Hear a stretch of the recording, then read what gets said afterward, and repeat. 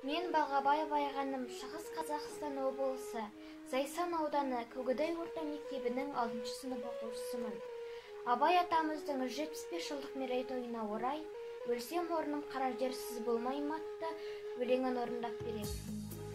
Өлсем орным қара жер сіз болмай ма, өткір тіл бүре алшақ қыз болмай ма, махаббат ғадауатпен майдандасқан қайран менің жүрегім мұз болмай ма, амалсыз тағдыр бір күн кез болмай ма, біреуге жай біреуге тез болмай ма, асау жүрек аяған шалыс басқан жерін тауып артқыға сөз болмай ма. Сонда жауап бере алман мен бейшара, сіздерге еркін тер байқап қара, екі күймек бір жан ғаділет пе, қана қара бір жанның жаны жара.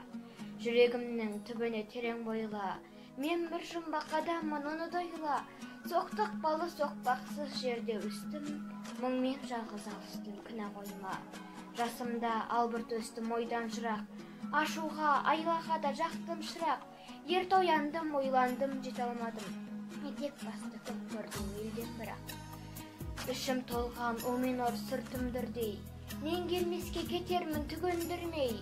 Өлең шіркін өзекші жұртқа жаяр, сырымды тоқтатайын айта бермей.